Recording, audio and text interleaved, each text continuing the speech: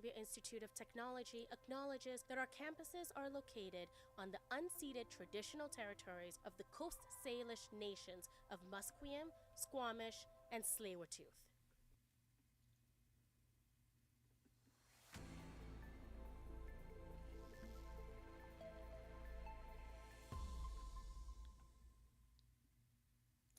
Good morning, I'm Izzy Morgan, and these are your 2:30 news headlines. The British Columbia Nurses Union has voted 98.2% in favor of strike action. More than 50,000 of the approximately 55,000 union members voted after talks reached an impasse in April over issues including benefits, pay, and staffing shortages. Union President Adriana Gear says the vote doesn't mean nurses are going on strike tomorrow, but demonstrates that they are united more than ever and are prepared to do whatever it takes to get a fair contract. Gear says nurses are ready to fight for an agreement that values and respects them. However, interrupting patient care is the last thing they want to do.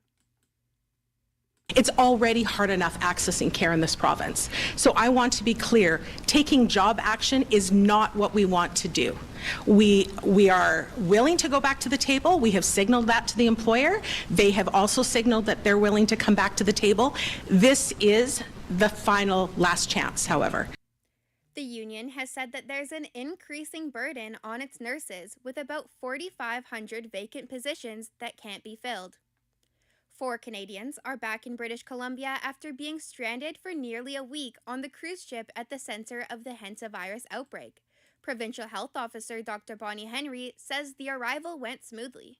I want to provide assurance as well that at no point during their arrival or transfer did any of them come in contact with the public, and the healthcare workers that were involved were all wearing appropriate PPE at all times. We now have daily monitoring in place, and they will remain fully isolated for the duration of their monitoring period. They are being quarantined in the health region of Vancouver Island and will remain in isolation for a minimum of 21 days. Health officials say none of the passengers are showing symptoms, however, they are in a critical period. They add that the virus is not considered a widespread risk and does not spread as easily as the flu or coronavirus.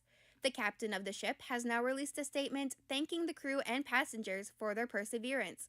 In a recorded message released by Oceanwide Expeditions, which operates the ship, Captain Yedabrowski says his thoughts are with the ones that are no longer with us. Speaking about everybody on board, he said, "What touched me the most, what moved me the most was your patience, your discipline, and also kindness that you show to each other."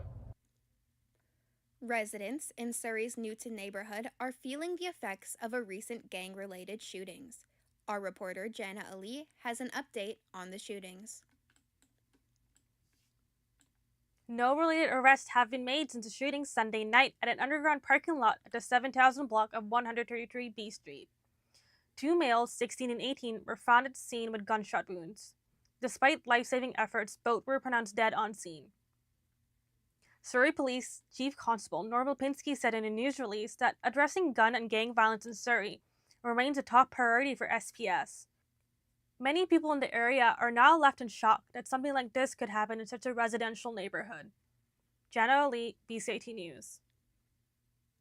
About 100 families have left their homes in a north-central Alberta county due to a wildfire.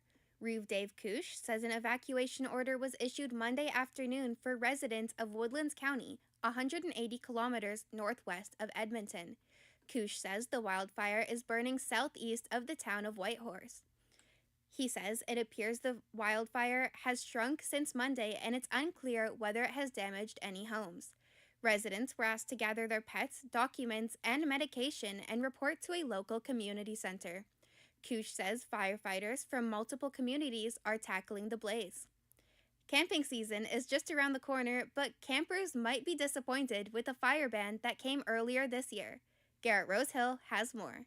A yearly fire ban in the province is not a new concept, but many outdoor enthusiasts did not expect a ban this soon.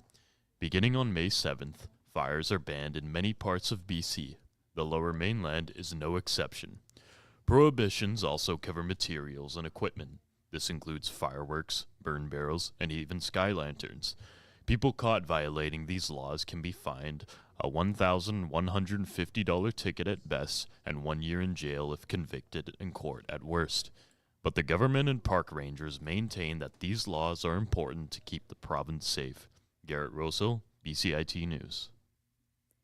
Reservations at provincial parks for the May long weekend have increased this year due to fewer Canadians choosing the U.S. as a vacation spot. BCIT's Chloe Lawler has more. The May long weekend is approaching, and fewer Canadians are traveling to the States. This is causing a surge in reservations at BC provincial parks. Cultus Lake and Golden Ears Park are just a couple of parks that are expected to be extremely popular next weekend. One of the main concerns due to the surge, especially in Maple Ridge, is the traffic, as there is only one road to and from Golden Ears Park. This may cause cars to be backed up and for parking to be an issue. Chloe Lawler, BCIT News. U.S. hotels say the promised economic boom from the World Cup hasn't quite materialized yet for them. The American Hotel and Lodging Association recently released a report that found room bookings are lighter than expected in most of the 11 U.S. host cities. Nearly 80% of hotels that responded reported the pace of bookings was tracking behind a typical summer. In Vancouver, however, soccer fans report finding limited options for hotels and rental rooms during the big event. Rappers like 50 Cent and Nelly, along with the Chainsmokers, headline a new World Cup concert series by Sports Illustrated. SI Beyond the Pitch will bring concerts and VIP experiences to Los Angeles, Dallas, Miami, and New York during the Global Soccer Tournament. The series kicks off June 12th in Los Angeles with Nelly and wraps up in New York July 18th with 50 Cent and Diplo.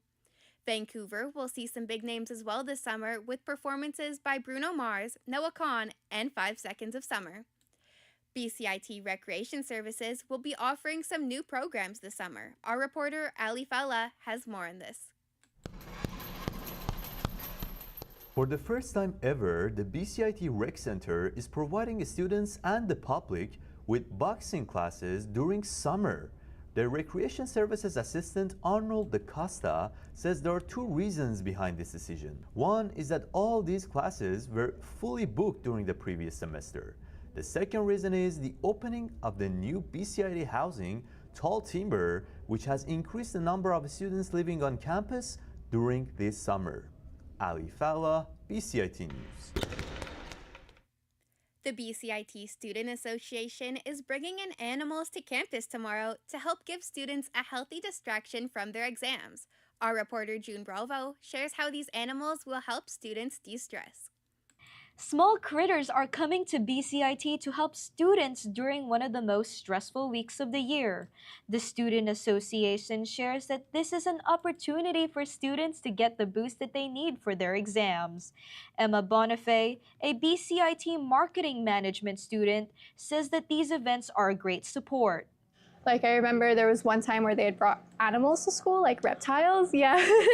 And that was really cute because I've never managed to touch a reptile before. Those type of things are really good for stress relieving, I think. Arts and crafts, board games, and food are also going to be present in the event tomorrow. June Bravo, BCIT News. Vancouver's Oak Ridge Park Mall is set to open in just 2 weeks. The first phase, opening on May 28th, will include 2.8 million square feet of the project, which has a planned size of 5 million square feet. The first phase includes retail spaces with tenants including Louis Vuitton and Aritzia, along with offices and almost 1,400 residential units. Quadreal Property Groups and Westbank say the project, which is set to complete in 2029, will ultimately include more than 3,300 residential and rental units, housing more than 6,000 people. U.S. coffee house food chain Dunkin' Donuts is returning to Canada through a new franchise deal with restaurant operator Foodtastic. Foodtastic says it plans to open hundreds of Dunkin' locations across the country, with the first expected in late 2026 or early 2027. The U.S. chain is known for its coffee, donuts, and breakfast sandwiches. Today, it will be mainly sunny with a high of 20. This afternoon, you might see a few clouds before it dips down to a low 12 tonight. Tomorrow will be cloudy with a chance of rain and a high of 18. That's your news to 2:40. I'm Izzy Morgan, and you're listening to BCIT's The Crow.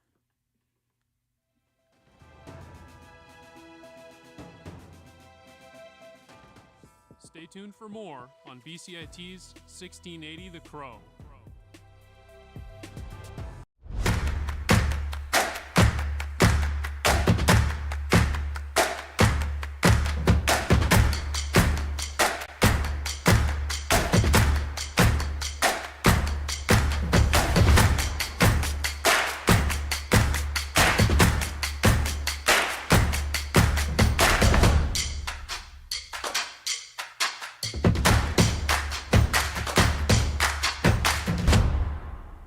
Everything is changing to digital. Everything is online. People aren't just waiting for the 6 o'clock news anymore. People want their news right now. They want to be able to go onto their smartphone, onto the internet, and see the news that they want to see. Vancouver is growing at, a really rapid rate, the Lower Mainland even, and with the tools that we're given here, we're able to cover all of that. Welcome to BCIT Magazine. I'm Radhika Sikki-King. In the program, they really leave it up to you. I mean, the help is there when you need it, figuring out how to use the programs like Premiere, Audition, and figuring out how to use the cameras. But it's up to you to sort of experiment and figure out what you can do when you go out in the field. They brought candles and flowers to remember the student who lost her life yesterday. Teresa May says the international community condemns Moscow. They really make sure that you know the basics and you are able to put out a quality product. I'm Brady Tretanero. And I'm Radhika Sikki-King. Thank you for tuning in to BCIT Magazine.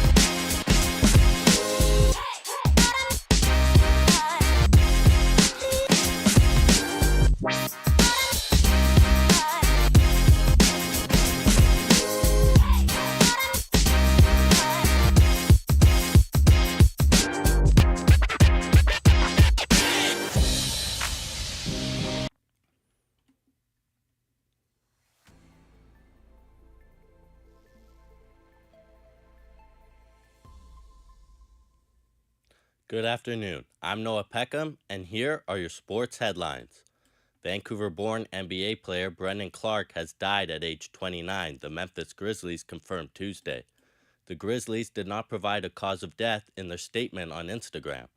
Clark was the 21st overall pick out of Gonzaga in the 2019 draft by Oklahoma, who then dealt his rights to the Grizzlies.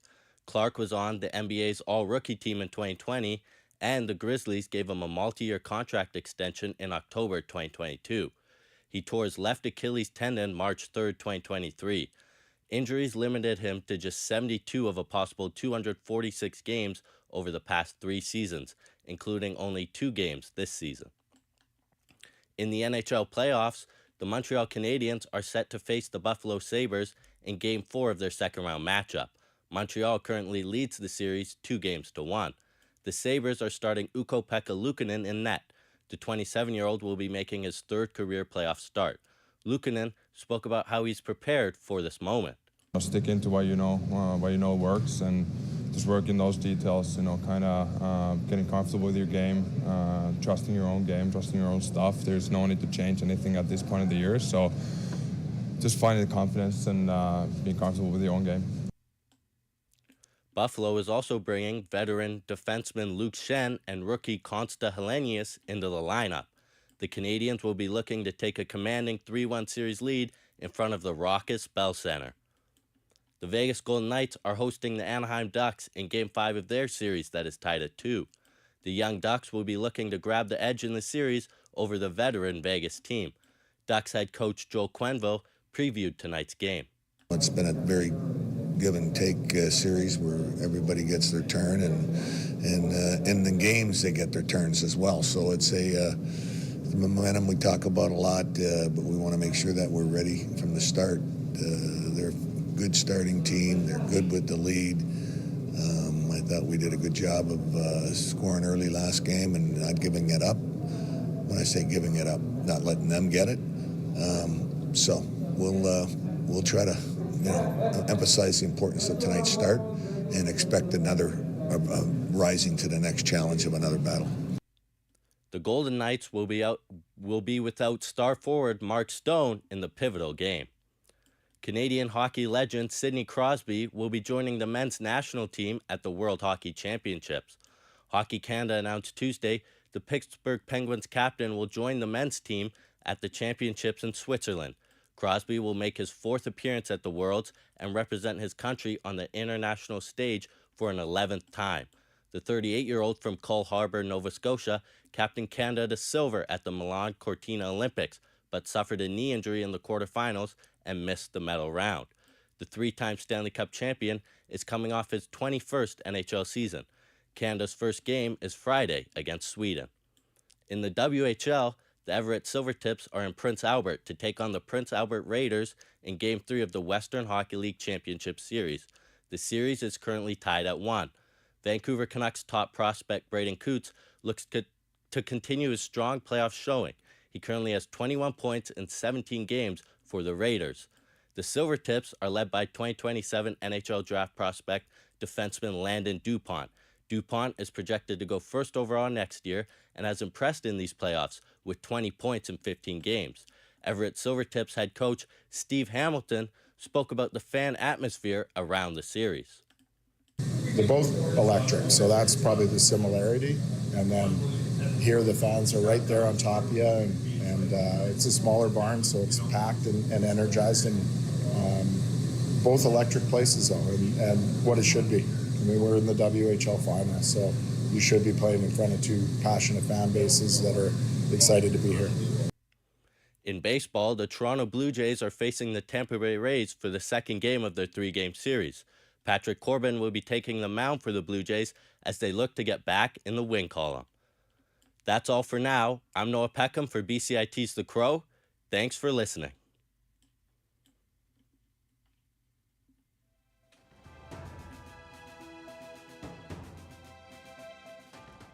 Stay tuned for more on BCIT's 1680 The Crow.